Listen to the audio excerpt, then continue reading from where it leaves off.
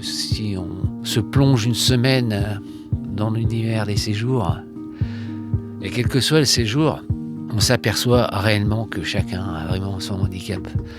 Mais le collectif amène tellement de bien que ces expériences ne sont que des expériences positives avec le handicap. Voyager, c'est aller à la rencontre de soi, comme du reste du vivant. Dès lors, qu'est-ce que le voyage dit de nos rapports au monde ? À l'heure où le monde bascule, entre crises politiques, sociales et écologiques, peut-on encore désirer de voyager ? Bienvenue dans le podcast De Vive Voix, le podcast qui questionne le sens du voyage et de ses usages au regard des enjeux de justice sociale et écologique.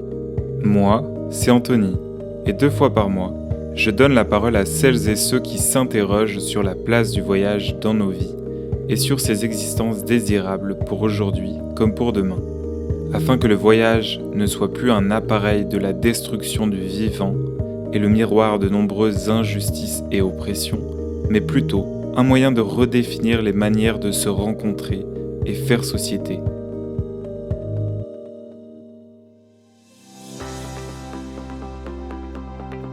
Vivre des expériences de randonnée inclusives en collectif qui font du bien au cœur comme au corps, c'est ce que propose l'association Handicap Évasion. Paul et Guillaume, personnes à mobilité réduite, et Eric, accompagnateur valide, tous 3 membres de l'association, nous présentent les randos et séjours Joëlette et témoignent de ce que représentent pour eux ces expériences du dehors en collectif. Plus que de simples expériences de marche, ce sont avant tout des expériences de rencontres puissantes et transformatrices, où la solidarité et l'aide à la personne priment. Une petite troupe qui avance sur les sentiers à son rythme, tel un corps mouvant où il faut prendre soin à chaque instant de tous ces éléments. Un horizon, celui d'arriver à destination, à l'unisson. Eh bien, bonjour Eric, Guillaume et Paul. Je suis très heureux de vous retrouver aujourd'hui pour parler de l'initiative portée par l'association Handicap Évasion, c'est-à-dire permettre à des personnes à mobilité réduite et des personnes valides accompagnatrices de partager des séjours de randonnée en montagne, grâce notamment à la Joëlette, ce véhicule tout-terrain et adapté qu'on va prendre le temps de présenter plus tard. Pour commencer, je voulais vous demander, est-ce que vous pouvez vous présenter chacun et nous dire comment vous allez aujourd'hui ? Tu veux commencer, Eric ? Oui, bonjour à tous. Moi, c'est Eric. Je suis dans cette belle association depuis presque 8 ans, je crois. Et je suis accompagnateur, ce qu'on appelle un accompagnateur actif. On reviendra certainement sur ce point un peu plus tard. Donc, comment je vais aujourd'hui ? Ça va. Je suis content d'être avec Paul, Guillaume et toi également, Anthony. Et je vais laisser donc la parole peut-être à Guillaume pour se présenter. Moi, je m'appelle Guillaume. J'ai 26 ans, bientôt 27 ans. Donc, je suis dans l'association, ça va faire 2 ans au mois de juin. Je connais l'association grâce à une psychologue, du coup. Et donc, je suis handi marchand, voilà, pour le préciser. Je peux marcher, moi. Mais par contre, au bras de quelqu'un qui voit, bien sûr, qui marche avec moi et qui me dit quand il y a des montées ou des obstacles. Je m'appelle Paul. Je suis en fauteuil roulant depuis ma naissance. J'ai 75 ans et je connais Handicap Évasion depuis 1996. À l'époque, je venais juste de quitter mon travail suite à un problème de mon handicap qui devenait assez prégnant. On m'a proposé de quitter mon travail et à la suite de quoi on m'a mis à la retraite alors que je travaillais dans l'enfance inadaptée depuis 30 ans. Ce fut un grand choc pour moi, mais j'ai su rebondir et m'intéresser à plusieurs sujets, notamment la photographie en relief appelée stéréophotographie. Et Handicap Évasion, pour moi, était un second souffle pour partir dans les bois. Et comme j'adore les arbres et la nature, j'en fus toujours très heureux. Et c'est comme ça que j'ai continué à vivre avec une aide régulière dans mon appartement. Et avec l'aide de plusieurs personnes, je pouvais quand même sortir et m'évader. Et ça, c'est fondamental pour aider à vivre, surtout pour une personne qui est en fauteuil roulant. Il faut pouvoir aller voir ailleurs ce qu'il y a derrière la montagne. C'est très important. Mais il faut beaucoup de monde et beaucoup de bonne volonté. Génial. Merci beaucoup à vous trois de vous être présentés. Du coup, j'ai présenté un peu rapidement Handicap Évasion en introduction, mais j'aimerais bien que vous puissiez aussi la présenter avec vos mots. Est-ce que Eric, pour commencer, tu voudrais nous dire quand la structure est née, parler un peu de son histoire et son évolution? L'association, en fait, est née sur le désir d'une personne qui s'appelle Joël Claudel, qui avait un neveu qui avait une maladie, une myopathie. C'est un accompagnateur en montagne qui prenait son neveu pour le balader. Au départ, il le portait, c'était de plus en plus compliqué. Et un jour, il a eu la fameuse idée d'inventer un siège à porteur avec une seule roue, qui est devenu la Joëlette. Et cet instrument génial pour passer de partout, sur tous les chemins, sur tous les cailloux, sur tous les reliefs, a été amélioré, mais aussi généralisé en dehors d'un cadre associatif. Aujourd'hui, il y a pratiquement là où partout où on va en France, en randonnée, on croise régulièrement des Joëlettes. Donc l'association a été créée en 1988 par quelques personnes. Son siège se situe à Fontaine-sur-Saône. Donc il y a eu plusieurs bouts d'associations qui ont été créés, ce qu'on appelle des antennes.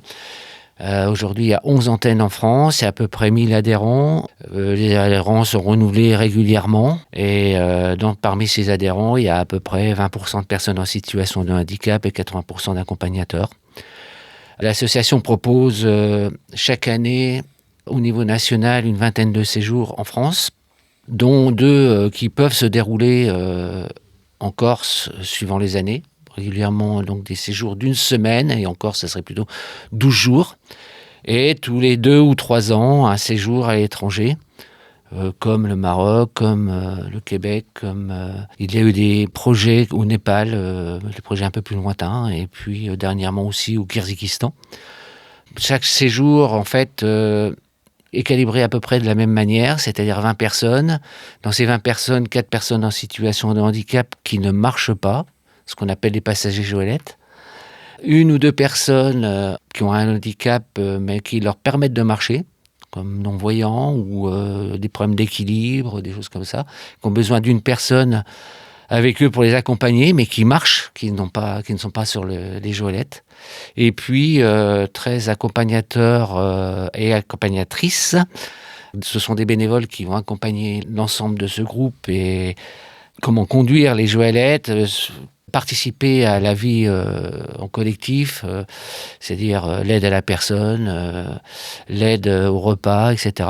Une personne qui va gérer l'intendance et 2 professionnels aujourd'hui qui sont là pour encadrer chaque séjour. Au-delà de ça, chaque antenne réalise des actions ponctuelles, comme des sorties locales.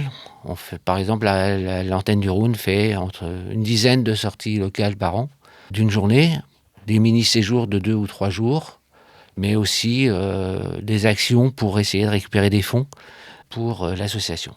Justement aussi, cet épisode, l'idée que j'en avais aussi, et ça me tenait à cœur, c'était de parler aussi un peu des réalités du handicap, de ces enjeux aussi liés au voyage. Et les réalités du handicap en France, elles sont, comme ailleurs dans le monde, très diverses. En France, au moins 12 millions de personnes sont concernées par le handicap, soit une personne sur 6. Cela comprend notamment les personnes qui ont déclaré un handicap, mais dans la réalité, il y en a aussi un certain nombre qui ne sont pas forcément encore diagnostiqués. Je pense peut-être par exemple à des personnes neuroatypiques et ou bipolaires par exemple.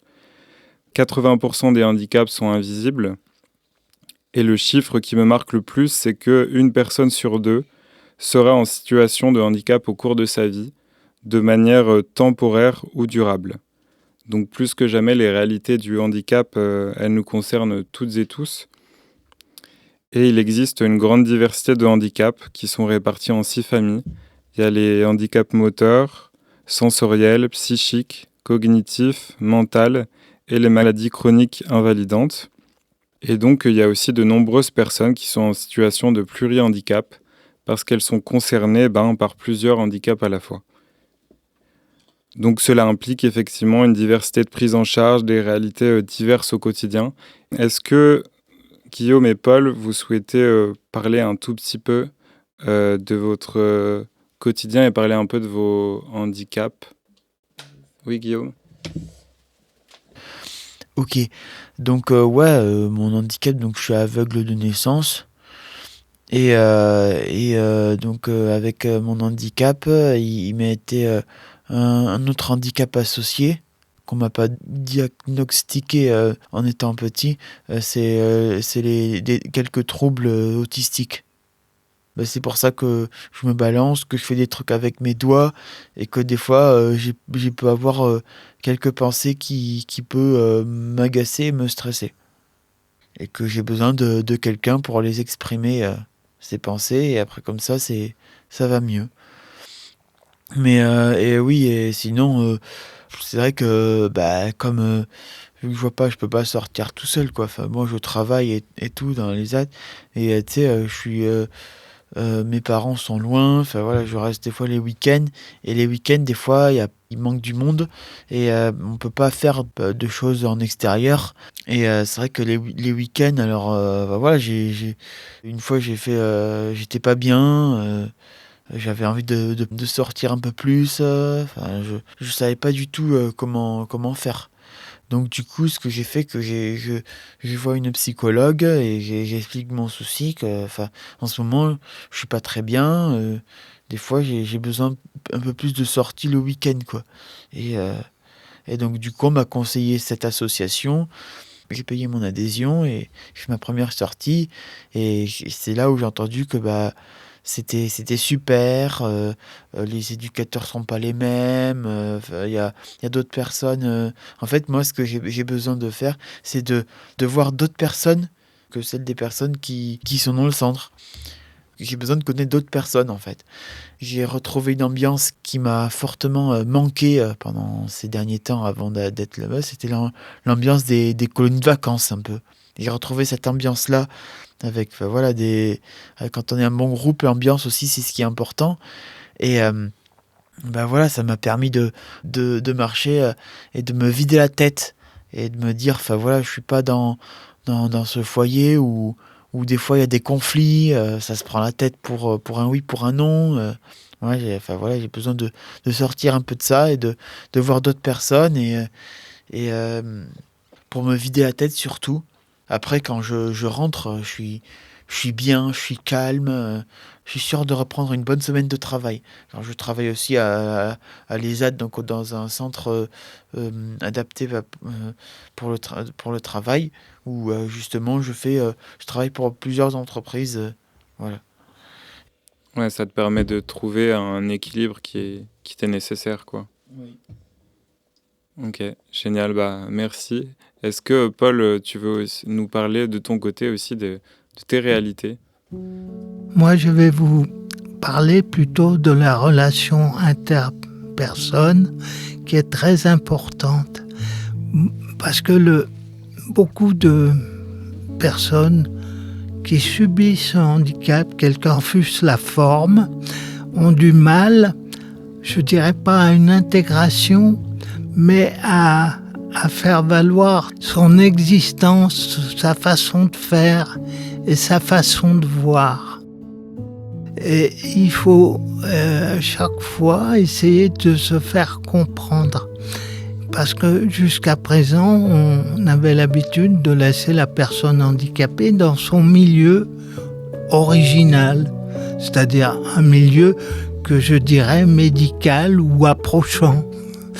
Et avec Handicap Évasion, nous nous retrouvons dans un milieu dont nous n'avons pas l'habitude, où il faut demander avec simplicité ce que nous ne pouvons pas faire. Et ça devient sans doute compliqué pour certaines personnes.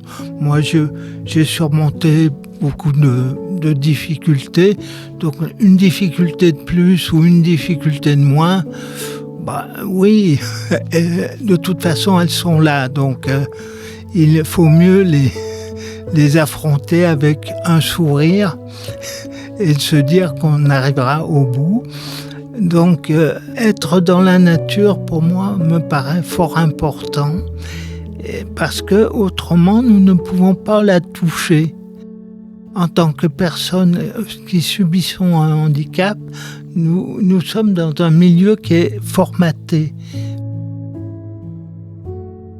C'est-à-dire qui n'a pas d'escalier, qui a un ascenseur, qui a une porte qui s'ouvre toute seule. Quand nous les avons pas, ça devient plus compliqué. Alors je ne parlerai pas de la nature, parce que quand nous sommes allongés par terre, en ce qui me concerne, pour me mettre debout, il me faut déjà 2 personnes. C'est déjà... Et j'ai travaillé 30 ans dans l'enfance inadaptée, avec des enfants de 11 à 20 ans, filles et garçons. Dans le centre où j'étais dactylographe, réceptionniste, standardiste. Et à l'époque, c'était très novateur, puisque nous étions les premiers à concevoir ce genre de structure qui recevait des handicaps plus ou moins lourds, puisque nous avions 1/3 de handicap, on va dire, marchand, 1/3 de handicap en fauteuil roulant, et un petit tiers de handicap, polyhandicap, mais plus mental. Tout ce petit monde s'équilibra en se donnant des coups de main successivement. Nous avions au centre des gens capables de lire le braille et aussi de communiquer avec des enfants sourds. Nous en avions 2 ou 3 en polyhandicap. Chose qu'on retrouve difficilement maintenant dans une structure scolaire normale. Voilà, donc nous étions quelque part très en avance. Moi qui étais issu des hôpitaux et des centres naissants, où j'ai connu que les religieuses et le milieu médical, quand j'étais jeune, plus jeune. Voilà. Du coup, Handicap Évasion propose en particulier une solution de voyage, la pratique de la randonnée, pour toutes les personnes qui le souhaitent, que ce soit des personnes à mobilité réduite ou que ce soit des personnes valides. Et en particulier quand on pense à la montagne, parce que Handicap Évasion propose aussi notamment des séjours en montagne, on pense à un espace escarpé avec des terrains qui peuvent être accidentés, rocheux, techniques, avec des gros reliefs, du dénivelé, et donc un espace qui paraît inaccessible aux personnes à mobilité réduite et aux personnes malvoyantes. Mais c'était justement sans compter la force du collectif, à la fois portée par l'accompagnement humain et l'invention d'un véhicule tout-terrain adapté, la Joëlette, dont a parlé un peu tout à l'heure Eric. Est-ce que vous pouvez nous décrire un petit peu plus ce que c'est que la Joëlette, comment elle fonctionne et combien de personnes cela nécessite ? En ce qui concerne la Joëlette, nous pouvons la définir ainsi. Il s'agit d'un siège muni d'une monoroue dessous, fiché de 2 brancards, dont le brancard arrière est réglable pour permettre les montées et les descentes. Et devant, il peut y avoir une personne qui est pour la traction, ou plusieurs personnes à l'aide d'une corde qui forme une boucle. Ainsi, la personne à l'arrière assure l'équilibre et le freinage du véhicule et ceux devant assurent la traction avant. Ceci permettant à ce petit véhicule de franchir tout obstacle qui se présente, voire les plus hauts et les plus improbables, à savoir le passage entre deux pierres. Donc, il reste subtil de ne pas monter sur la pierre, mais d'aller un peu sur le côté, à droite ou à gauche, de trouver un passage plus roulant. Le but ultime étant de toujours faire rouler le véhicule et d'en garder l'équilibre et la stabilité en toutes circonstances. Celui qui est derrière a cette tâche qui paraît simple mais qui est difficile, voire plus difficile que la traction, car il faut une notion d'équilibre qu'on n'a pas souvent, sauf si c'est un as du VTT.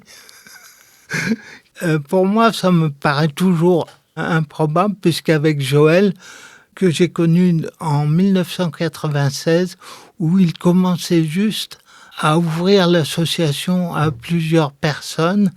Et là, j'étais dans le Beaufortin, avec une équipe tout aussi joyeuse.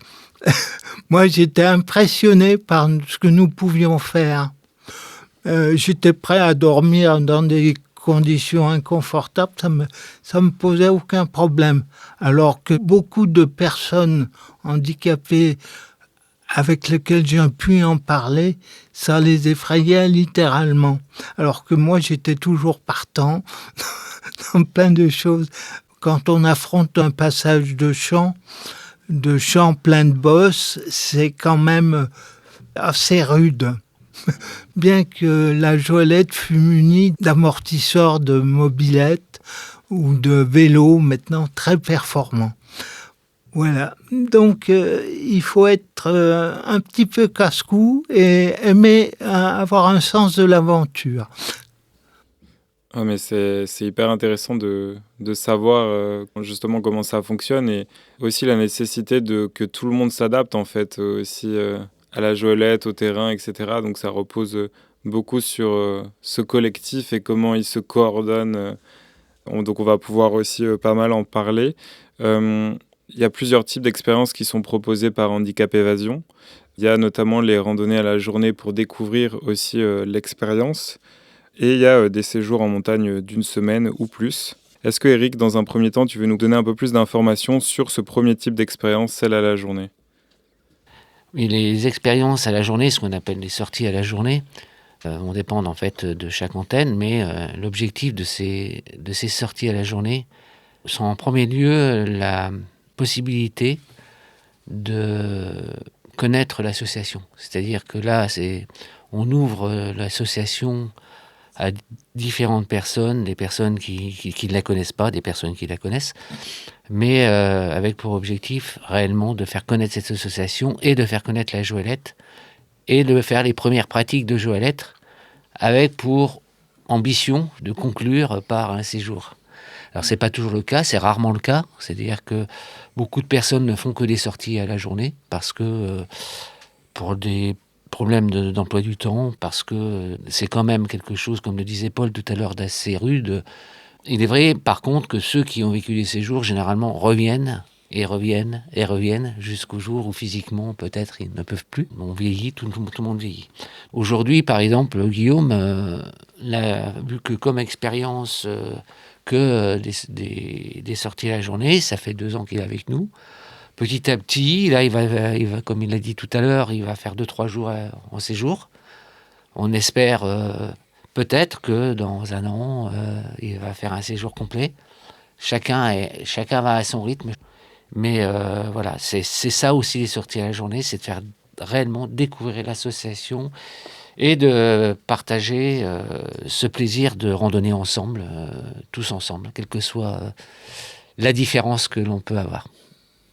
Est-ce que, Guillaume, justement, tu veux nous parler un peu des expériences que tu as vécues à la journée, nous dire où c'est qu'elles se sont passées et comment tu les as vécues ? mes expériences, donc je me rappelle ma première expérience à la journée, c'était bien. Voilà, la personne qui m'a accueilli s'appelait, ça fait longtemps que je ne l'ai pas vu, Olivier. Et donc c'était le col de Jansin, donc il y avait plusieurs personnes donc à la journée. Donc franchement, les expériences à la journée, même si des fois ça peut faire un peu OIS, comme le disait quelqu'un que je connaissais, que ça monte, bah moi perso j'aime bien, parce que je trouve que c'est que même quand on est fatigué, je trouve que c'est de la bonne fatigue. Quand je peux et qu'il y a une sortie, bah là je suis sûr que je suis partant. Et voilà, et quand même le week-end, là, quand on m'a annoncé qu'il y avait le week-end de Pentecôte qui allait se faire, j'ai demandé la date quand il fallait s'inscrire. À l'époque, c'était Marine, ma référente, et j'ai pris un temps avec elle pour m'inscrire au week-end. Et voilà, donc je suis partant à faire ces petites randonnées. Même s'il y en avait une où il y avait pas mal de dénivelé, tu sais, celle de Vaux en Beaujolais, je me la sentais de la faire. Et du coup, concrètement, pour toi, comment ça se passe? Parce que tu es non-voyant, Oui. donc tu as besoin d'une personne pour t'accompagner et te tenir par le bras, c'est ça? C'est ça. Et est-ce que du coup, tu as besoin que la personne, elle te décrive le terrain? Oui, j'ai besoin, ouais, qu'elle me décrive le terrain, ouais. Ok. Et surtout aussi, j'ai oublié de dire un truc, c'est que j'aime bien écouter les bruits aussi de dehors. Quand il y a quand il y a des bruits d'oiseaux, des bruits de moteurs, des bruits des fois quand il y a quelqu'un qui fait tomber un truc en verre, enfin, ou quelque chose, des fois on entend. Et ça j'aime bien. Je sais pas pourquoi, mais j'adore ça. Des bruits de klaxon, des fois on peut entendre. Est-ce que du coup, l'ouïe aussi, justement, est ton principal repère, du coup, dans ces randonnées, en plus de la description du terrain, des paysages, etc., et de la personne qui t'accompagne? Oui, oui. En plus de ces randonnées à la journée, il y a donc l'activité principale proposée par la structure qui sont des séjours d'une semaine dans les différents massifs de France continentale et pendant 12 jours en Corse. Ces séjours, ils impliquent une plus grande organisation, plus de personnes accompagnatrices, une vingtaine aussi. Est-ce que Eric et Paul, vous pouvez nous parler de ces séjours en montagne et nous dire un peu qui sont les personnes qui participent, quels sont leurs rôles aussi? Un séjour, en fait, c'est assez simple, c'est assez formaté, et c'est 4 passagers jolettes, 2 femmes, 2 hommes. En général, une personne en dit marcheur, voire 2, suivant le séjour. Ensuite, des accompagnateurs, ce qu'on appelle des accompagnateurs actifs. Donc ce sont des gens qui sont là pour se relayer à la joëlette, pour respecter la mixité, autant de femmes que d'hommes. Bon, 6-7, ça peut être 6 hommes, 7 femmes, suivant la configuration. Donc, et des accompagnateurs moyenne montagne professionnels qui sont là pour encadrer. Et une personne qui fait la tendance. La personne qui fait la tendance, c'est elle qui a à gérer l'ensemble des repas, dans le sens où à gérer, ça ne veut pas dire qu'elle fait l'ensemble de la manutention, parce que chacun le soir va à sa tâche d'épluchure, va donner la main pour faire à manger. Par contre, la préparation des repas, la réflexion sur les repas, l'anticipation des repas quelques semaines avant, ça c'est le boulot d'intendance qui en général aussi vient randonner avec nous. Pour en venir donc sur les accompagnateurs, en dehors du fait d'accompagner la personne à la joëlette, il y a également l'aide à la personne. Donc l'aide à la personne, c'est le lever du matin, c'est les toilettes, c'est le coucher le soir, c'est donner à manger si la personne ne peut pas manger seule. Bon, il faut savoir que toutes ces personnes-là sont des personnes bénévoles, mais moi ce que je relève surtout sur un séjour, c'est l'ambiance de groupe, où vraiment au bout d'une journée, je dirais, il y a une osmose qui se fait et qui fait que la différence, même si elle est visible Elle n'existe plus dans la pensée ou dans le regard. Et ça, je dirais, c'est l'élément essentiel de ce partage de moments au sein de Handicap à Évasion. Et ce que disait Paul tout à l'heure, c'est ce que je pense qui est très difficile à retrouver ailleurs, parce que la difficulté de la journée, elle est pour tous, et elle est partagée. Et la joie que nous procure ce collectif s'efface tous les jours pour recommencer. Et à la fin de la semaine, on sort jamais indemne. Et en même temps, on sort plus grand. Il est important, dans le cours de ces séjours, de parler de l'intendance, puisque l'intendance à midi n'est composée souvent qu'un de repas froids, de salades composées qui sont de plus en plus élaborées.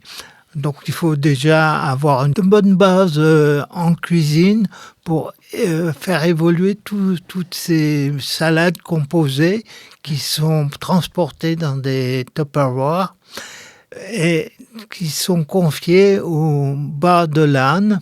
Et c'est vrai que l'ambiance est plus, je dirais, un peu compliquée quand il faut s'arrêter pour les pauses pipi et tout ça. Alors moi, c'est vrai que en tant qu'adulte, ça m'agace un peu parce que nous avons l'impression de mettre en retard, c'est le cas de le dire, bien que la journée fut longue, j'ai toujours l'impression de mettre en retard le groupe qui est obligé de m'attendre à quelques encablures. Même l'âne a une patience légendaire. Et souvent, il me regarde avec ses oreilles qui se dressent. Et le temps que je fasse mon affaire. Et c'est vrai qu'il faut avoir à portée de main une bouteille et tout ça pour suppléer à cet acte qui me paraît naturel pour beaucoup et qui pour nous prend une dimension un peu trop importante, bien que j'essaye chaque fois de réduire l'importance de ce moment, parce que j'ai toujours l'impression que les autres m'attendent et ça me met un peu mal à l'aise. Mais au bout de la fin du séjour, cette culpabilité s'efface. Parce que, pris plusieurs fois dans cette action, je suis obligé de prendre les choses philosophiquement. Et puis, le fait aussi d'être dans le groupe, c'est un volant qui te permet aussi d'avancer et de ne pas penser uniquement à tes petits problèmes, mais à d'autres choses. Et c'est très bien comme ça. Nous résolvons les problèmes les uns après les autres, ce que j'ai appris aussi au cours des années. Bien que pour moi, ce fut un peu difficile malgré une bonne pratique du handicap. Le handicap est mis dans ses dernières limites et finalement, avec l'âge, j'en ai pris un peu mon parti. Souvent, je suis maintenant le plus vieux du groupe. Et ça me fait bizarre parce que j'ai 4 générations devant moi. Et mon dernier séjour, j'avais des ados de 14-15 ans, quoi. Et c'est vrai que ça fait bizarre de se retrouver le plus vieux. Mais bon, je mets un bonnet, on voit plus mes cheveux, c'est très bien. C'est beau, mais c'est trop chouette aussi justement que ce soit une expérience intergénérationnelle et qu'il y ait des personnes de tous les âges. Et justement, ce que tu disais aussi, c'est que c'est un collectif en marche. Et je trouve si on prend un peu une métaphore, on peut le voir un peu comme un corps. C'est un corps qui est vivant, en fait, tout entier, qui se déplace, dont il faut prendre soin. Et s'il y a un des éléments qui en alerte, qui signale une douleur ou quelque chose, eh ben, il faut l'écouter, il faut le prendre en compte pour pouvoir continuer à avancer. Parce que sinon, le corps n'avance plus. Et ça fait penser justement à ça, c'est que toutes les personnes aussi qui sont là, peu importe leur situation ou leurs conditions, sont là pour que, j'imagine, ça se passe au mieux. Et les personnes accompagnatrices sont aussi là d'elles-mêmes pour pouvoir être en aide. J'imagine aussi que ça passe par beaucoup de communication entre toutes les personnes et de communication aussi des besoins de chaque personne aussi à chaque moment. Comment ça arrive à s'adapter, sachant que les personnes qui sont bénévoles, peut-être qu'elles n'ont pas eu d'expérience, en tout cas elles n'ont pas les expériences des personnes dans le milieu médicalisé, etc., qui vous accompagnent peut-être dans le quotidien. Comment ça se passe pour que vous communiquiez les besoins et qu'elles puissent y répondre aussi de la meilleure manière? Pour ma part, moi, j'ai toujours agi avec simplicité. Ça se passe bien et surtout que je prends les choses maintenant et toujours avec de l'humour. Je me dis, tiens, je vais mettre en retard, alors que le retard sur une journée, il est potentiellement là, quoi. S'il doit y avoir du retard, il y aura du retard. Mais prenons par exemple le cas de la Jolette. Pour faire avancer la Jolette, il faut que la personne devant ou même le passager, comme nous disons, signale une marche, un caillou, un obstacle, parce que celui qui est derrière ne le voit pas. Il voit la roue de la Jolette, il fait attention où elle doit passer éventuellement, mais il ne voit pas ce qu'il y a devant. Et un arrêt brusque lui donne un coup dans les brancards qui peut faire chuter le véhicule. Notamment lorsque nous prenons une racine de travers, la roue part sur le côté et la Jolette peut se coucher. J'ai déjà eu quelques chutes mémorables, mais nous sommes toujours relevés avec un entrain marqué. Et pour moi, je suis toujours partant là-dessus, mais il faut toujours voir où la Jolette doit passer, et ça donne une attention pour tout le monde, même pour les gens qui sont à côté, et pour que la Jolette puisse rouler. Parce que le plus dur dans une Jolette, c'est quand elle doit traverser un pierrier ou des choses comme ça, ou des escaliers où il faut soulever la Jolette pratiquement à chaque marche. Mais c'est toujours intéressant parce que ça donne une cohésion dans le groupe. Et ça, c'est ce qui nous rapproche tous. Je voulais donc revenir sur la question comment les non-professionnels de la santé, comment ça peut marcher. Et ben, ça, c'est le côté magique de ce groupe, de cette association. C'est que la diversité, elle est quand même un peu choisie. C'est-à-dire que les séjours, ils essaient d'être équilibrés. C'est pas toujours possible ou facile, on va dire. Mais il y a des équipes qui essayent d'équilibrer les séjours entre hommes, femmes, anciens, moins anciens, c'est-à-dire des gens qui ont plus d'expérience. Et puis, à l'intérieur du groupe, il y a aussi chacun qui a eu sa vie, bien souvent confronté d'une manière directe ou indirecte au handicap, donc à une expérience personnelle du handicap bien souvent. Il y a également des personnels de santé qui viennent. J'ai un ami qui est, par exemple, kiné, qui a fait depuis 20 ans des séjours. Donc son expérience est importante, même s'il n'est pas là en tant que professionnel, il est là en tant que bénévole. Mais chacun vient avec ses expériences. Et ce qui est fondamental, c'est qu'on apprend à se regarder et à s'écouter. Et ça, c'est quelque chose qui est très important dans ce type de groupe, parce qu'il y a la difficulté de la journée qui est de manier la Jolette, de faire du dénivelé et des kilomètres. Déjà là, on doit être à l'écoute et au regard de l'autre, parce que tout le monde essaie de se donner à fond, mais il faut aussi se préserver. Et d'une manière naturelle, les gens peuvent changer, à dire « Tiens, toi, il va falloir que tu te reposes », mais on ne dit pas à la personne « Il faut que tu te reposes ». C'est un échange qui se fait par le regard, par l'écoute.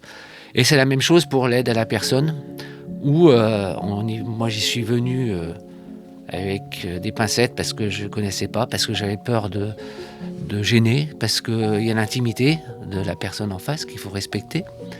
Et on y va petit à petit, on écoute la personne qu'on aide, mais on regarde aussi ceux qui aident, et on apprend. Et au bout de 3 séjours, on devient le référent et on passe l'information, et on la passe pas d'une manière formelle, mais d'une manière réellement informelle, et c'est ça la vie d'une semaine, la vie d'un séjour, quoi.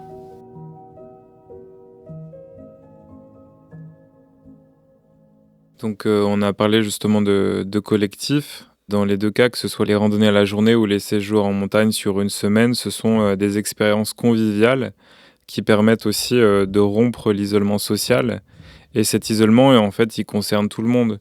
Vous, dans les réalités dont vous avez parlé, mais il concerne aussi un peu tout le monde, je trouve, dans cette société très individualiste où justement l'individualisme, il peut primer sur le sens collectif. On est de plus en plus rivés sur les écrans. Il y a de plus en plus de mal aussi à se retrouver, à faire des choses ensemble. Toutes les générations, et notamment les jeunes, souffrent aussi de cet isolement social, quelle que soit leur situation ou leurs conditions. Et donc, ce que propose aussi Handicap Évasion via ces initiatives, c'est de se rejoindre, d'échanger. Et en fait, c'est ça qui est fort avec la marche, c'est qu'elle rend disponible à la rencontre. Il n'y a rien d'autre à faire que d'échanger et de s'imprégner de ce qui se passe. Est-ce que justement, Guillaume, tu veux nous dire ce que ces expériences, elles t'apportent aussi en termes de lien social? Est-ce que tu as fait des rencontres qui t'ont marqué? Ah bah oui, j'ai fait des rencontres qui m'ont marqué, ouais. Est-ce que tu veux nous en parler? Ouais. Bah en fait, j'ai fait une rencontre avec un jeune qui s'appelle Paul aussi, mais c'est pas le même, qui a la même passion que moi, les moteurs. Et au niveau des handicapés, j'ai rencontré d'autres personnes. J'ai rencontré une personne qui a fait un stage à mon ESAT, d'ailleurs, et à mon foyer, qui s'appelle Anaïs aussi. Et j'ai rencontré une personne qui est toujours joyeuse, qui s'appelle Delphine. Après, j'ai rencontré Anne-Marie, c'est elle qui m'a accueilli d'ailleurs pour ma première randonnée.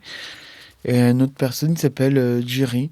Ça me fait du bien parce que moi, c'est des personnes qui ne sont pas de mon centre et qui ont des fois des points communs avec moi. Pour moi, c'est pas...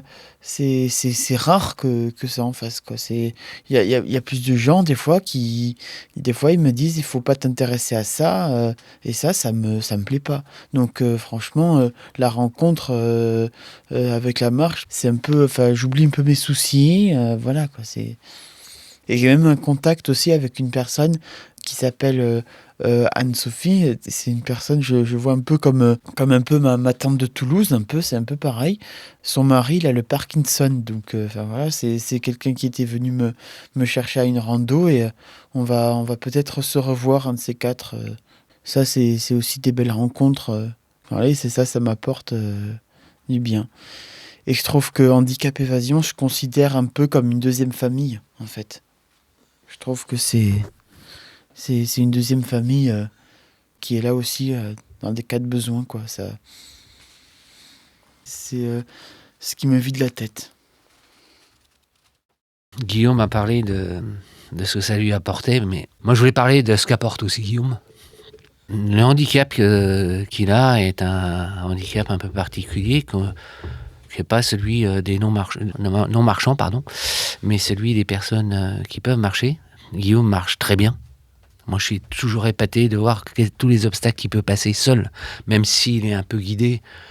Il est extraordinaire dans la description, dans la perception qu'il a de l'environnement, dans la perception de la nature.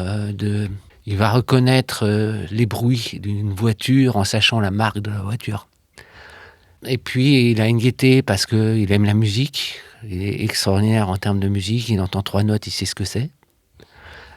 Il est jeune. Il apporte sa jeunesse. C'est pour nous un exemple de quelque chose, du renouveau de notre association. On espère le garder très longtemps. Et aujourd'hui, il dit Handicap Évasion, c'est sa deuxième famille. Et je l'ai jamais entendu de sa part et je suis content pour nous et pour lui. C'est beau. Merci pour cet échange. Est-ce que, Paul, tu veux compléter aussi et nous dire ce que ça fait de créer du lien avec d'autres personnes pendant ces séjours? Avec Malice, je parlerai du petit âne qui nous accompagne et qui s'appelle Charlot, qui a une intelligence animale qui me confond, puisque malgré sa charge qu'il a sur le dos, qui est très mesurée, que nous mesurons avec application, je l'ai vu un jour, alors que nous franchissions 2 rochers qui ne permettaient que le passage de la Joëlette, alors qu'il suivait le groupe, il est monté dans la pente, il est passé tout en haut, il est redescendu de l'autre côté des 2 rochers, sans nous demander sa permission. Et j'ai trouvé ça assez fantastique. Je me dis, comment a-t-il pu comprendre que son bas ne franchirait pas le passage? J'en fus absolument subjugué. Et j'ai trouvé ça admirable et j'étais content de constater tout cela et que le groupe puisse avancer, alors que l'un suivait le groupe sans... Mais souvent, il faut aller le chercher parce qu'il a trouvé un chardon qui était bien à son goût ou une plante. Et les enfants qui nous accompagnaient, alors que moi j'étais le plus vieux du groupe, allaient le chercher en lui disant de venir. Et il les suivait immanquablement. Voilà des petites images qui me rassérènent sur le genre humain et qui me disent que notre action a beaucoup de valeur. Et pour les balades, quand je regarde le paysage, j'ai toujours dans les mains mon appareil photographique et souvent quand je vois un cadrage propice, je demande à mes accompagnateurs de stopper pour prendre la photo du siècle en stéréoscopie. Et souvent, il y a la perspective d'un chemin et de piquets et d'arbres dont je suis fort friand pour composer une photographie en relief, c'est-à-dire des perspectives, un motif répétitif qui sont souvent des arbres ou des piquets ou de l'herbe.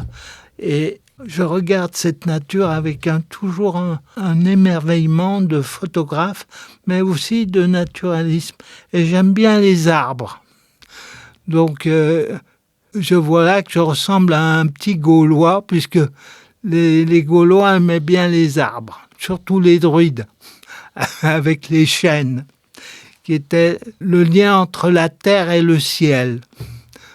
Voilà, un bon épilogue. Merci Paul pour cette anecdote assez drôle aussi. Comme tu dis, la marche est aussi avant tout une expérience d'essence. Tu parlais justement pour toi de l'importance de la photographie, donc de l'importance du sens visuel aussi, et notamment je pense aussi des paysages, du vivant qu'on peut voir de nos propres yeux. Et dans tous les cas, la marche, c'est avant tout une expérience d'essence et une expérience sensible qui est singulière pour chacune des personnes, qui est liée aussi au ressenti de chaque personne. Il y a beaucoup de personnes qui partent marcher pour admirer les paysages. Pour toi, Guillaume, tu n'as pas la possibilité de les voir, tu n'en as jamais vu. Et pourtant, tu as à cœur aussi qu'on te décrive ces paysages, qu'on te décrive les couleurs, le terrain, tout ce qui environne en fait. Ça fait partie de l'expérience même de la randonnée, du partage aussi que tu peux créer via des discussions autour de ces descriptions avec d'autres personnes. Pourquoi, pour toi, c'est important d'avoir ces descriptions? Est-ce que ça se cumule aussi avec les autres sens que tu peux avoir, le toucher, l'ouïe par exemple? Est-ce que tu veux nous dire un peu comment tu vois ça et comment tu ressens les choses? Parce que ça m'intéresse.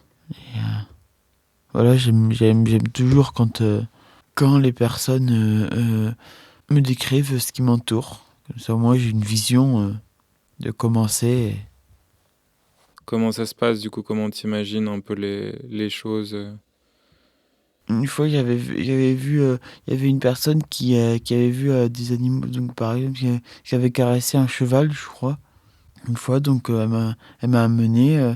Et c'est pareil, à une autre randonnée, c'était un veau aussi qui était dans un truc qu'on appelle un cornadis. Et j'ai réussi à le toucher, quoi. Voilà. Ok, ouais, donc la description se joint aussi à l'expérience physique du toucher ou de l'ouïe aussi Ouais. pour pouvoir aussi imaginer justement les choses et ce qu'il y a dans le paysage, quoi. Oui, oui. Ok. Selon vous, qu'est-ce que ces expériences de marche justement en collectif vous apportent? Vous avez déjà parlé d'un certain nombre d'éléments. Est-ce qu'il y a d'autres choses que vous voulez ajouter justement sur ce que ces expériences apportent et pourquoi elles sont importantes pour vous? Bah, elles sont importantes pour revoir les personnes, si jamais il y en a qui reviennent. Et elles sont importantes aussi, pour que je sois bien psychologiquement, quoi. Que je sois pas non plus, tout le temps à l'intérieur, là, dans le centre avec, voilà, des personnes des fois qui peuvent, me dire des choses un peu qui m'agacent ou qui me stressent. Franchement, c'est important pour moi. Ouais, Eric, tu veux ajouter quelque chose? L'important, c'est donner un sens à sa vie. C'est-à-dire quand on est depuis des années à travailler, à avoir la tête dans le guidon, un jour, on vit une expérience telle que c'est offert avec Handicap Évasion. Et on se pose beaucoup de questions sur le pourquoi de tout ce qu'on n'a pas vécu avant.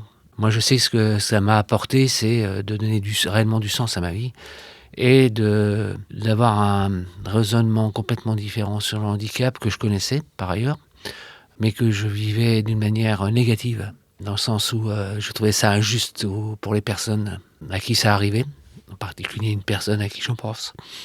Et ça m'a permis de vivre différemment et de voir le handicap, non pas comme quelque chose de positif, ça serait exagéré, mais de ne plus le voir comme quelque chose d'injuste, mais de quelque chose qui fait partie de la vie, parce que, phrase bateau, c'est tout le monde a son propre handicap, mais c'est pas que bateau, parce que si on se plonge une semaine dans l'univers des séjours, et quel que soit le séjour, on s'aperçoit réellement que chacun a vraiment son handicap et que tout le monde est différent et avec plus ou moins de difficultés.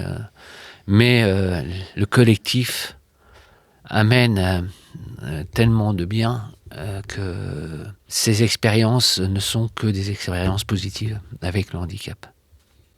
Et est-ce que, Eric, aussi, pour compléter l'anecdote de Paul, tu veux nous parler, je sais pas, d'un séjour que tu as effectué qui, je sais pas, qui te revient là en mémoire ou qui t'a marqué?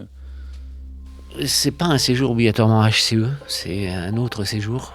Mais j'ai vécu 15 jours en Laponie avec des personnes handicapées. Et c'était ma réelle grande expérience de séjour avec des personnes handicapées. Je crois que au bout d'une semaine, il s'est passé quelque chose. Quoi, je sais pas. Je ne suis pas croyant, je suis pas mystique, mais il s'est passé quelque chose. Lorsque je suis rentré chez moi, je suis devenu quelqu'un d'autre. Après, les autres expériences, oui, à chaque fois, je retrouve un petit peu de ça, mais je ne retrouverai jamais ce côté irrationnel que j'ai pu vivre durant ces 15 jours.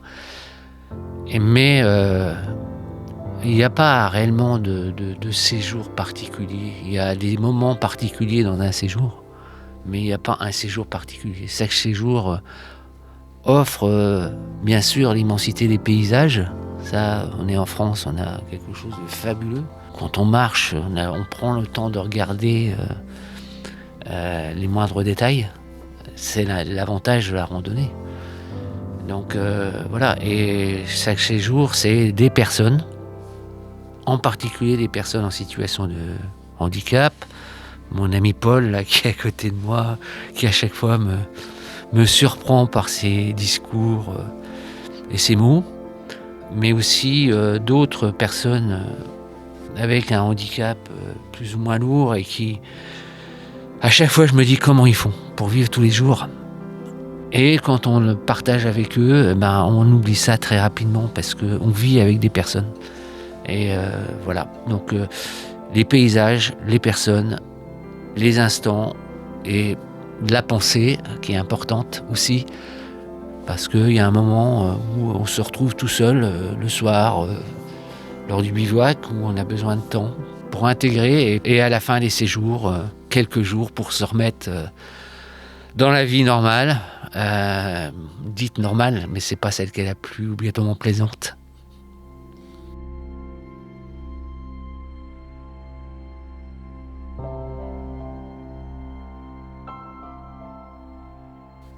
Merci pour ce retour. Est-ce que Guillaume et Paul, il y a quelque chose que vous voulez ajouter en particulier ? Est-ce qu'il y a un message que vous avez envie de transmettre aux personnes qui nous écoutent pour clore un peu cet échange ?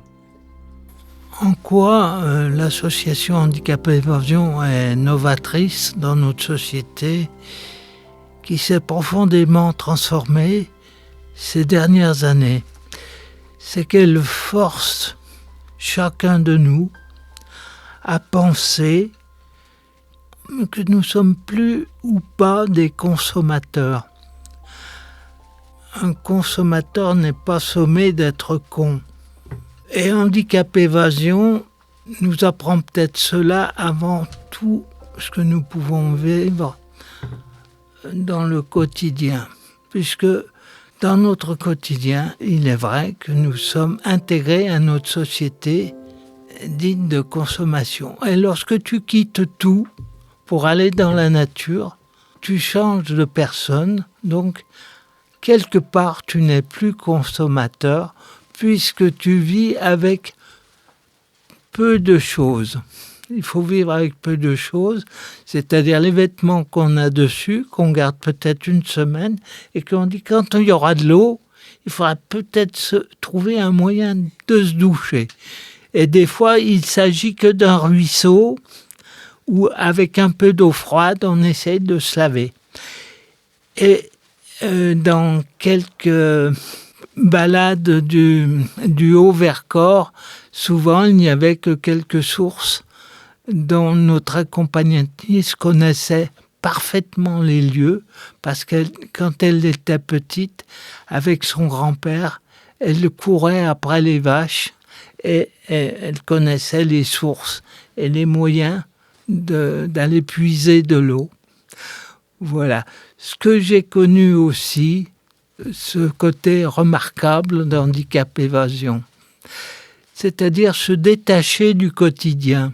Et il faut avoir la volonté de le faire, car j'ai des connaissances de personnes qui n'ont pu finir leur séjour et qui sont retournées chez elles en prenant le train.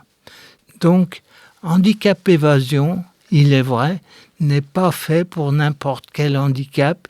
Il faut déjà avoir l'esprit d'avancer et de dire on quittera certaines choses, on les reprendra plus tard. Mais il faut déjà avoir cette démarche d'avoir un peu moins, mais plus de choses aussi. C'est-à-dire le regard des autres et de marcher ensemble. Merci beaucoup, Paul. Guillaume, est-ce que tu veux ajouter quelque chose ? Alors, s'il y a des auditeurs handicapés qui nous écoutent lors de cette émission, j'ai un message à vous faire passer. Si jamais vous sentez que votre handicap vous déprime et que vous n'arrivez pas des fois à trouver les moyens pour sortir, je vous conseille de vous inscrire à Handicap Évasion. Comme ça, au moins, vous pouvez au moins sortir de votre dépression et revenir à vous. Comme ça, au moins, vous changerez de personne. Et quand vous rentrez de ce week-end ou de cette journée, vous êtes quelqu'un d'autre. Et comme ça, au moins, vous êtes mieux dans votre peau. Pour ça, je dis vive Handicap Évasion. Génial, merci beaucoup Guillaume. Et justement, pour conclure, est-ce que, Eric, tu veux nous parler des prochains séjours, des séjours notamment qui arrivent cet été, pourquoi pas aussi des prochaines randonnées qui sont proposées à la journée aussi autour de Lyon, pour toutes les personnes qui nous écoutent et qui voudraient s'inscrire. Donc pour nous rejoindre, on espère que ce moment passé ensemble vous donnera envie de nous rejoindre. L'antenne du Rhône propose donc des sorties locales. Il y en a environ une par mois. Là, je ne vais pas obligatoirement les détailler, mais je vous conseille d'aller sur le site handicap évasion hce.asso.fr.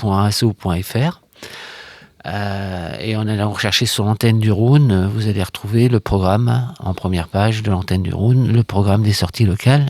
Et vous êtes les bienvenus pour vos premières expériences avec nous.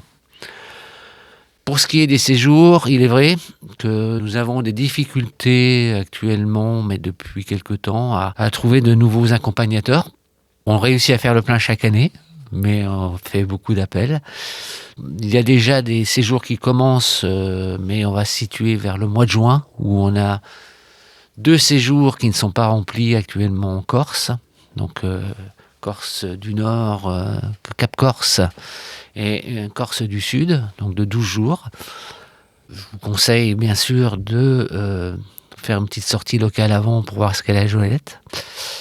Ensuite, nous avons un séjour en juillet qui est au Champsaur, qui lui-même demande aujourd'hui pas mal de participation, de nouveaux accompagnateurs. Donc, sur ces 3 séjours, nous avons réellement besoin de bras, de têtes et de personnes qui ont envie de partager ces moments avec nous. Et puis après, pareil, sur le site, vous allez retrouver les séjours, la liste des séjours, des 20 séjours dans l'année. Donc, je vous conseille également de consulter le site. Mais l'urgence aujourd'hui, ça serait plutôt sur la Corse et sur Champsaur, qui sont les prochains séjours qui arrivent et qu'il va falloir remplir le plus rapidement possible. Génial. Merci beaucoup.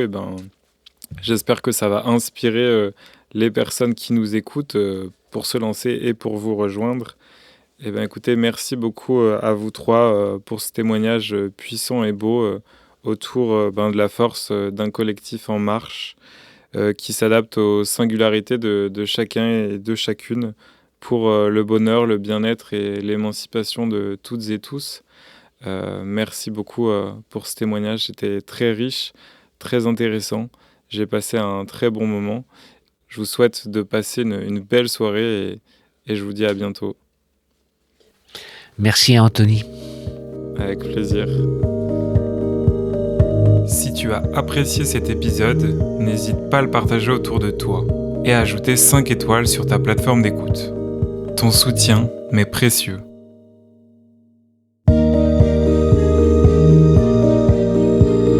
Ce témoignage peut-il nous inciter à nous mettre en mouvement à notre tour, faire du voyage un outil pour se reconnecter au vivant et agir ensemble ?